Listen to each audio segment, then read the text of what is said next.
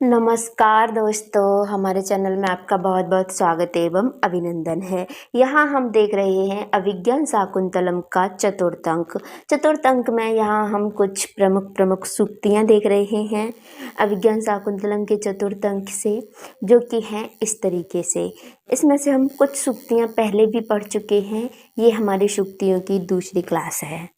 न तादृशा आकृति विशेषा गुणविरोधिनो भवन्ति। यहाँ पर ये कथन जो है प्रियंवदा का है। प्रियंवदा कह रही हैं कि इस तरीके की विशेष आकृति वाले लोग अपने गुण के विरोधी नहीं होते हैं। यानी कि जिस तरीके से राजा दुष्यंत दिखने में सुंदर है, उसी तरीके से उनका मन भी उतना ही सुंदर और स्वच्छ है। वह अपने गुण के विरोधी नहीं हो सकते हैं। गुणवते करने का प्रतिपादनीय। यहीं पर प्रियंवदा के बाद अनुसुईया कह रही हैं कि गुणवते कन्या का प्रतिपादनीय, कि गुणवान व्यक्ति को कन्या देनी ही चाहिए। ये उन्होंने कण्व ऋषि के लिए कहा है कि गुणवान व्यक्ति को कन्या का दान देना ही चाहिए। इसके बाद स्मृष्यति त्वाम, ये इस श्लोक है जो कि दुर्वासा ऋषि द्वारा शकुंतला को शराप देने में किया गया है। स्मृष्यति त्वाम न सबोदितो अपि सन् कथां प्रमत्तः प्रथम कृतामेव। तुम इसी तरीके से तुम्हें यह भूल जाएगा जिस तरीके से तुम मेरा स्मरण नहीं कर रही हो, मुझे भूल रही हो, उसी तरीके से तुम्हें भी वह भूल जाएगा जिसे तुम इस समय याद कर रही हो। वह तुम्हें इस तरीके से भूलेगा जैसे एक पागल व्यक्ति अपने द्वारा कही हुई बात को ही भूल जाता है बाद में। उसके बाद को अन्य हुत बहा दुग्धम प्रभृति, ये जो है अनुसुईया द्वारा कहा गया है कि भला आग के अलावा कौन ही जला सकता है। इसके बाद आगे अविज्ञात तपः प्रभावस्य दुहित जनस्य भवत्ता एको अपराधो मर्षितव्यः। ये जब शराप दे करके दुर्वासा ऋषि चले गए हैं तो अनुसुईया ने प्रियंवदा को उनको मनाने के लिए कहा है कि गच्छ पादयो प्रणम में, जाओ तुम जाकर के उनके पैरों तर पड़ जाना और उनको मना करके लाओ कैसे भी, क्योंकि वह जो है शराप दे करके शकुंतला को चले गए हैं। तो इसी पर शकुंतला वहाँ से लौट कर आती है और आकर के बताती है कि वहाँ पर क्या हुआ। तो ये शकुंतला को शराप जो दिया है दुर्वासा ऋषि ने, यहीं पर अनुसुईया को प्रियंवदा अनुसुईया को बता रही हैं दुर्वासा ऋषि के पास जाकर के हुआ क्या था। अविज्ञात तपः प्रभावस्य दुहित जनस्य भवत्ताः एको अपराधो मर्षितव्यः। हे भगवान, यह इसका पहला अपराध है, इसे आप क्षमा कर दीजिए। यह भी आपकी पुत्री जैसी ही है, आप इस पर दया कीजिए, इसे क्षमा कर दीजिए। इससे पहले इसने कोई अपराध नहीं किया है। इसके बाद रक्षितव्या खलु प्रकृति बेला प्रिय सखी, ये अनुसुईया ने कहा है कि हे सखी, जो हमारी सहेली है शकुंतला स्वभाव से ही बहुत प्रिय है, बहुत सरल है, बहुत कोमल है, हमें उसकी रक्षा करनी चाहिए। को नामौषध देकेन नवमालिकां सिंचति। यहीं पर प्रियंवदा ने कहा है कि भला कौन गर्म जल से नवमालिका का सिंचन करता है, नए नए वृक्षों का सिंचन गर्म पानी से कौन करता है। यहीं पर फिर एक श्लोक आ जाता है जो कि शिष्य द्वारा कहा गया है। जब ऋषि काश्यप ऋषि देखने को बोलते हैं शिष्य को कि देख कर के बताओ क्या समय हो गया है, सुबह निकलने में अभी कितना समय शेष है, तब प्रकाश से अंधेरे की तरफ आकर के चाँद को देखते हैं वो कि अभी कितनी रात शेष है, ये देखते हैं कि अब हमें गुरुजी को जाके बताना है। इसी बीच में एक ये श्लोक बोलते हैं, वो चाँद और अस्त दोनों, चाँद और सूरज को दोनों को एक साथ देखते हैं। तेजोद्वयस्य युगपत् व्यसनो दाव्यां लोको नियम्यतैव आत्मदशा तरेषु।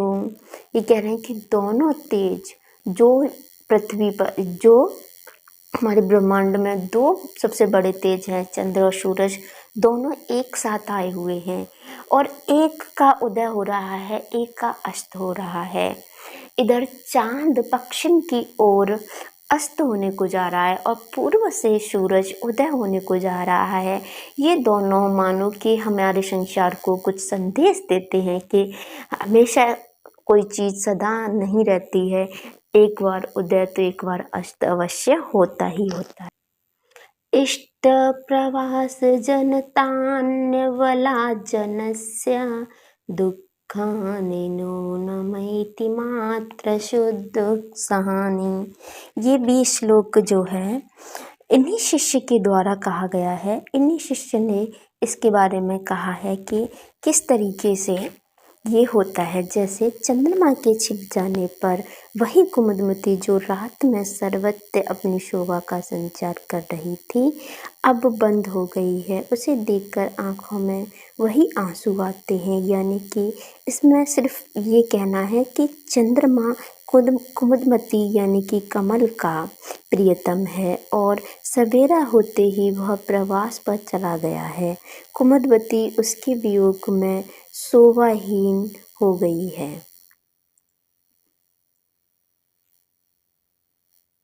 इसके बाद दुःखशीले तपस्वनी जने को अभ्यर्थताम, ये कह रही है, ये भी जो है अनुसुईया द्वारा कहा गया है कि जो यहाँ पर तपस्वी लोग हैं, जो शिष्य हैं, वो बेचारे खुद ही दुखी में रहते हैं।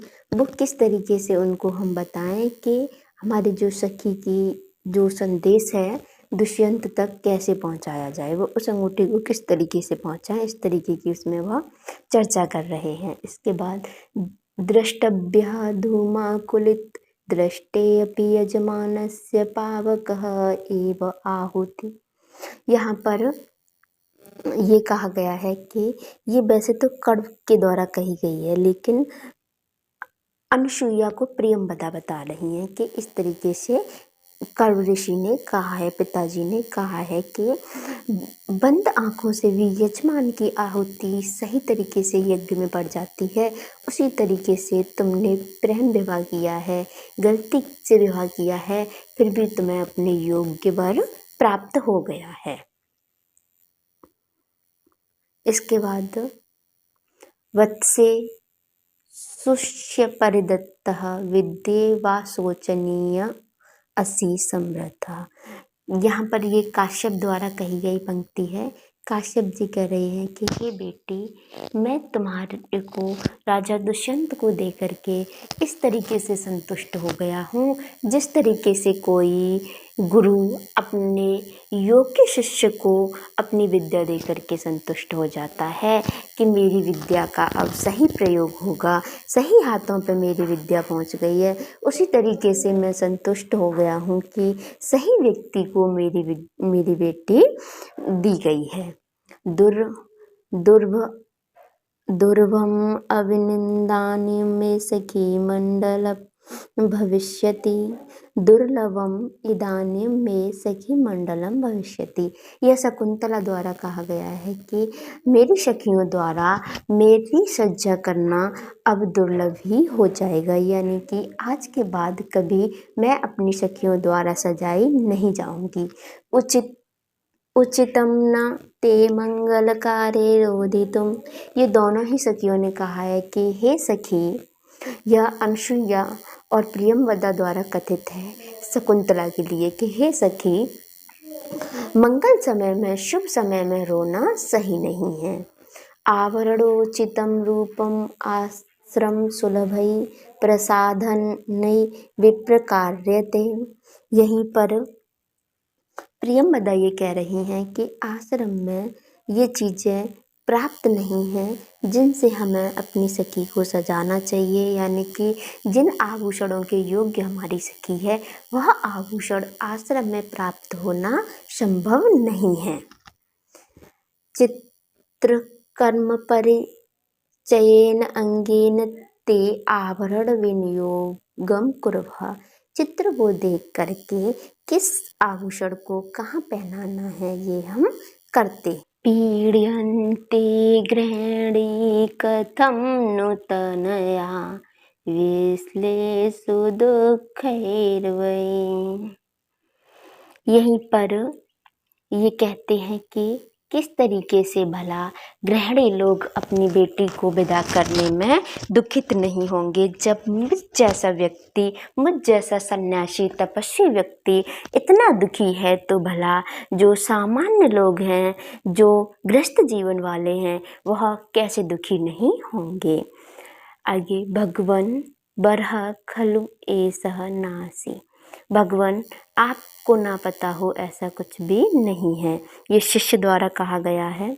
आगे, सेयं याति शकुन्तला पतिग्रयं सर्वे अनुज्ञायताम्।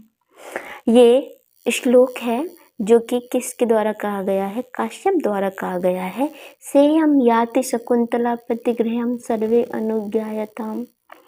जो इस तरीके से ये पूरा श्लोक है कि जो शकुंतला अपने पति को जा रही है, प्रथमम न पाश्यति जलम, इस तरीके से श्लोक है जिसमें क्या कहा गया है कि वो शकुंतला आज घर जा रही है जो आपको पहले जल देती थी, वह शकुंतला घर जा रही है और आप उसे जाने की आज अनुमति दीजिए। ये कौन कह रहे हैं, ये दुर्वासा काश्यप ऋषि कह रहे हैं पेड़ पौधों से कि आप उसे जाने की अनुमति दीजिए। पातुम न प्रथमम विविष्यति जलम युष्मासु पीते सुया, इस तरीके से श्लोक है कि वह शकुंतला जो पहले खुद जल नहीं पीती थी, तुम्हें पिलाती थी, जिसका तुम्हारे पे फूल आने पर उत्सव होता था, जो तुम्हारे पत्तों को कभी अपने मंडल की सज्जा के लिए नहीं तोड़ती थी, वह शकुंतला आज पति घर जा रही है, आप सभी उसे आज्ञा दीजिए। ज्ञाते ज्ञाते जनैष्णव्धिम अनुज्ञातम नासी तपोवन देवता भी ओदकांत स्नग्धो जनो अनुगंतव्यः। गुरु अपि विरह दुःखम आशावंदः सहायति। यह भी श्लोक है जो कि अनुसुईया द्वारा कहा गया है। अनुसुईया द्वारा ये एक ही श्लोक कहा गया है जिसमें यह कह रही हैं कि बड़े से बड़े दुख को आशा का बंधन सहने योग्य बना देता है। यदि आशा हो तो बड़े से बड़े विरह को, बड़े से बड़े दुख को सहा जा सकता है। बन ओकसो अपि संतो लोकिज्ञः वयम्। तो ये कुछ सूक्ति थी जिसको हम एक बार वाचन कर देते हैं। न तादृशा कृति विशेषा गुणविरोधिनो भवन्ति गुणवते कन्यका प्रात्पदनीह स्मृष्यति त्वां न स बोधितोऽपि सन् कथां प्रमत्तः प्रथम कृतमेव को अन्योहुत्वा दुग्धं प्रवति अविज्ञात तप प्रभावस्य दुहितजनस्य भवता एको अपराधो मर्ष्टव्यः रक्षितव्यः खलु प्रकृतिवेला प्रियसखी को नामौषधकेन नवमालिकां सिञ्चति तेजोद्वयस्य युगपद् व्यसनोदाभ्यां लोको नियम्यतैव आत्मदशान्तरेषु इष्टप्रवासजनतान्यवलाजनस्य दुःखानि नूनमैति मात्र शुद्धसहानि। दुःखशीले तपस्वी जने को अभ्यर्थताम् द्रष्टव्यः धूमाकुलित दृष्टे अपि यजमानस्य पावकः एव आहुति पतितः। वत्से शुष्यपरिदत्तः विद्यावशोचनीयम् अशी संवृत्तः दुर्लभ इदानीं मे सखी मण्डलं भविष्यति उचितं न ते मङ्गलकारे रोदितम् आभरणोचितं रूपम् आश्रमसुलभैः प्रसाधनैः विप्रकार्यते चित्रकर्मपरिचयेन अङ्गेषु ते आभरणवियोगं कुर्वः पीड्यन्ते गृहिणी कथं नो तनया विश्लेषु दुःखैव भगवन् वरः खलु एषा नासि सेयं याति शकुन्तला पतिगृहं सर्वे अनुज्ञायताम् जाते ज्ञातजनस्य स्नग्धम् इव अनुज्ञातं नासि तपोवनदेवताभिः। ये कहा गया है कि इसके बाद हम कुछ सूक्ति और पढ़ देते हैं इसी में। न तादृशाकृति विशेषा गुणविरोधनो भवति गुणवती कन्यका प्रतिपादनीय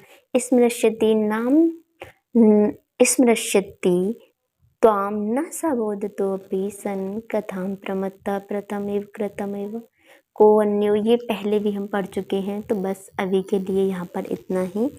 नमस्कारः, धन्यवादः।